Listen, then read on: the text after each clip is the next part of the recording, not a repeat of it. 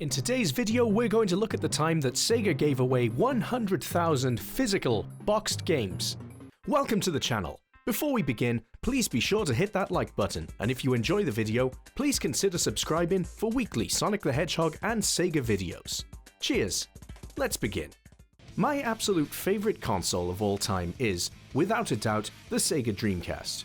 Released in Japan in 1998 and the rest of the world in 1999, this tragically short-lived system had, in my opinion, the best and most numerous must-play exclusives of any console I can think of.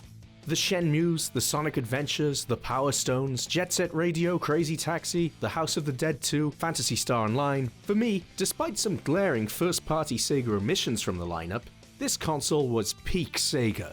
Sega sure exited the console market with a bang.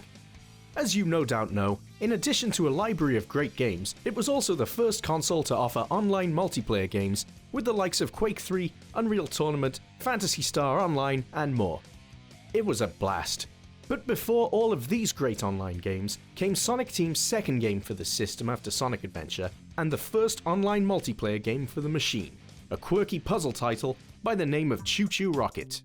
You had to guide mice, called CHU-CHUs, into rockets while protecting them from cats, called Kapu-Kapus, so they could blast off into space, and safety. Single player was a nice enough time, sure, but where the game really excelled was with its frantic 4-player competitive mode, played either online or with 4 pads on a single console. The goal was simple: use a cursor to place arrows on the tiled floor, and use said arrows to guide as many mice as possible into your rocket, while sending cats into the rockets of your opponents, as doing so would destroy a percentage of the mice they'd collected. It must have been a fucking bloodbath on board those ships.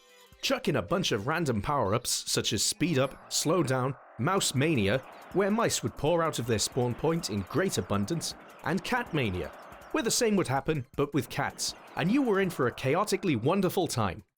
I can still hear the screams of my friends when they realized their mouse supply stream was being siphoned off into an opponent's rocket, or when someone who'd been comfortably leading the entire round was suddenly pounded into oblivion with cat after cat after cat when their opponents ganged up on them. Whoever had the most mice when the time was up won. Your mice would blast off into the stars and allow you to throw shade at your opponent with button press taunts such as "You're weak." The whole thing was set to a wonderfully balmy Japanese aesthetic and a Sonic Team opening jingle that has lived rent-free in my head for 22 years. And now it's in your head too. The game released in Japan on November the 11th, 1999, followed by North America on March 7th, 2000, and finally in Europe on the 9th of June, 2000, several months later. At the time, I felt it was a huge swizz that we were going to have to wait longer than the US and Japan for what looked like, based on previews, a fun little multiplayer game which I was keen to pick up. But the wait turned out to be worth it when on May 19th, 2000, Sega of Europe announced that CHU CHU ROCKET would be given away for free to anyone who buys a new Dreamcast and all existing Dreamcast owners who went online through Dreamarena, the Dreamcast's free online gaming service. The point of this giveaway was to promote the Dreamcast's online capabilities and get people playing online. Now, these days, games being given away for free as downloads are commonplace, but they weren't back then. And what made the CHU CHU ROCKET giveaway so damn impressive is that these were full-on, proper, boxed copies of the game. They didn't cheap out at all either. No discs in plastic wallets or anything like that. These were the exact same big, blue Dreamcast cases as all other releases you'd pick up in stores. Complete with a thick instruction manual too, as was the style at the time. Part of me wonders if these were already manufactured before the decision to give them away, as maybe they decided fairly late in the day that such a bizarre Japanese game might not sell so well in Europe, but we will never know. Also, there was no fucking around when signing up to get a copy either. No subscription fees or anything like that, just enter your name, your email address linked to your Dreamarena account, your home address, and done. Soon after, although I can't remember how long it took, my copy showed up in a well-packaged parcel in the mail, in perfect condition. Honestly, it was so easy to claim these. A friend of mine had about 5 of them last time I checked for some reason. I think he just wondered how many they would keep sending him. I've tried to find out how many copies of this game were actually given away, and according to SegaRetro.org, by July 2000, Dreamarena had 300,000 users, up from just 25,000 users less than 3 months earlier. and 100,000 copies of the game had been given away. I don't know how much higher it went from there, but if you know, please let me know in the comments. I'd also love to know how many of those 100,000 ended up going to my friend, but I guess I'll have to ask him about that sometime. Finally then, it's worth touching on what the online play was actually like, and whether it was worth it for Sega to give away all these games for free. Well, it more or less worked as advertised. You could indeed play 4-player multiplayer. You could also taunt players with the L and R triggers, and you could text communicate using either the Dreamcast keyboard or an on-screen keyboard. This communicating added to the fun and helped show that you were playing against real people. However, the Dreamcast only had a 33.6K modem in Europe, or 56K in the USA, which resulted in some lag when playing online.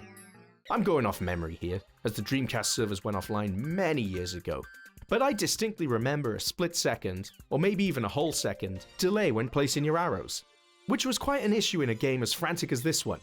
But on the other hand, everyone was in the same boat. We all had lag, so I guess it kind of worked well enough. It was still fun, and simply playing a console online at the time was a novelty in and of itself. In fact, flicking through my European manual, there's even a page called Notes for Online Gaming, which states, "When playing an online game, you might experience a slight delayed response between pressing a key and the arrow appearing on screen. Please be aware that a delay is normal for network gaming." A disclaimer not included in the earlier US release. In addition to competitive multiplayer, users could also create and upload their own puzzles for other users to play, Mario Maker style, but in the year 2000. This was a cool feature, but it was such a long time ago, I can't remember the quality of the community-made puzzles. Maybe they were outstanding, maybe they were crap, I honestly don't know. To conclude then, I thought it was incredibly awesome of Sega to give away a physical copy of this game in huge quantities for absolutely nothing, and it was a really good game. The single-player campaign was fun enough, but the multiplayer was where it really shone. And if it bumped Dreamarena users up from 25,000 to 300,000, I hope it paid off for Sega of Europe in some way, however short-lived it was. But despite being touted as an online game, where the game really excelled was when played 4-player, couch-style, with 4 people on a single console. It was just such intense, frantic fun, and it still holds up to this day. Just recently, some friends and I got together for some mice and some beers, and we had a fantastic evening. So if you've never played it, get yourself a Dreamcast or emulate it in some way, get 3 mates round, and enjoy an evening of insane, chaotic multiplayer fun. I honestly can't recommend it highly enough. And that's it. That's the time Sega gave away 100,000 physical Dreamcast games for absolutely nothing. And they had to cover the postage costs too. Thank you so much for watching. Please hit that like button and let me know what games you'd like to see me cover in the future in the comments below. If you'd like to see more CHU CHU ROCKET content, such as a deeper dive into the game's development and history, please let me know.